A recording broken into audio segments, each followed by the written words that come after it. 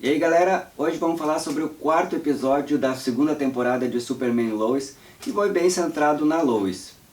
Eu sou o Júlio Kober, se você está aqui pela primeira vez, dá um like no vídeo, curte o canal para não perder nada, a gente está sempre falando sobre séries, filmes e tudo que está acontecendo na cultura pop. A partir de agora então vai ter spoiler, então se você ainda não assistiu, dê um pausezinho, mas caso você já tenha assistido o episódio, continue aqui com a gente para a gente conversar.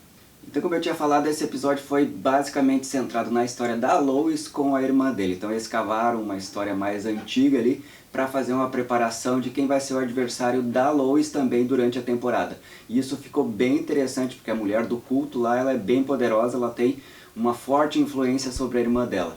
Isso é bem legal assim num certo sentido porque a Lois para de orbitar o Superman. Então ela acaba que vai construir uma história única dela durante a temporada, ou pelo menos até a metade da temporada. E o Superman, por outro lado, vai construir a sua história também, pelo menos até a metade da temporada contra o Bizarro. Que também teve uma participação bem interessante, assim, a gente viu que ele conseguiu matar dois daqueles 3 supers que foram criados pelo exército dos Estados Unidos, um deles ficou vivo, e que conseguiu pegar aquele amuleto ali da energia e que ficava trocando entre os dois, aquilo ali vai ser muito importante no futuro também. Já na política a gente teve a baixaria de tentar colocar a Sarah Cushing ali com os problemas dela como debate na política, então isso não foi legal. E talvez já tenha sido resolvido ali, mas agora vão colocar talvez a amante, né, do pai dela. Então a gente vê ali que os problemas da Lana Lang estão crescendo bastante, então isso ficou bem legal também nesse sentido. Mas a coisa mais legal do episódio, além da luta que teve do Superman com o Bizarro, do John Irons ali se machucando, foi justamente o Jonathan.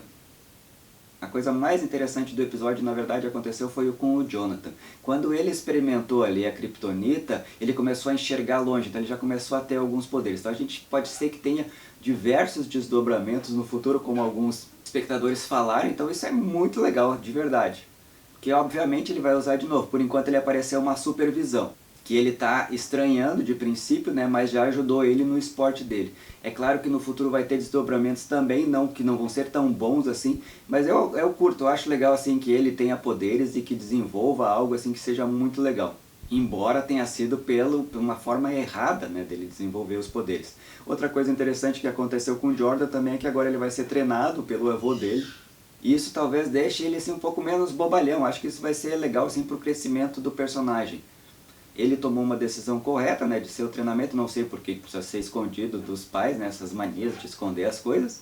E o Jonathan também, mas é claro que nesse seriado assim, a função familiar é uma das coisas mais importantes, então por isso essa dinâmica assim, entre cada um dos elementos da família vai sendo colocado à prova nesse sentido. O Jonathan, que a gente achava que era sempre o mais correto, acaba que está fazendo algo legal, né, usando como se fosse um esteroide de Kryptonita. Então é muito provável assim, que vai ter algo que vá punir ele, porque acaba que a narração é toda certinha, né? Busca pelo certinho por causa do Superman. Então é muito certo que algo vai dar errado com ele também. Mas pelo menos ele vai aproveitar alguns dias de fama. Em relação ao Superman Bizarro, né, foi só uma noção assim que o Bizarro está ficando cada vez mais consciente, está ficando mais forte. A parte que ele machuca o John Irons também é legal, assim, porque daí a filha dele, né, culpa o Superman por isso. Isso eu acho que foi um fechamento bem interessante da história desse primeiro episódio, dela dizer assim, mas tu é o Superman, por que tu não protegeu ele? E aí ele toma consciência, né, da sua incapacidade de conseguir salvar todo mundo. E isso talvez seja um dos sentimentos assim mais frustrantes que o Superman tem na vida dele, porque é justamente isso que acontece, ele nunca vai conseguir salvar todo mundo. Isso é uma coisa até que o Lex Luthor, que talvez esteja por trás do Bizarro, vai se utilizar. E essa história do Bizarro ser controlado pelo Lex Luthor foi um espectador também que falou que talvez seja algo bem interessante, porque o Lex pode ficar fazendo isso sem aparecer durante meia temporada, durante a temporada inteira, só aparecer lá no final.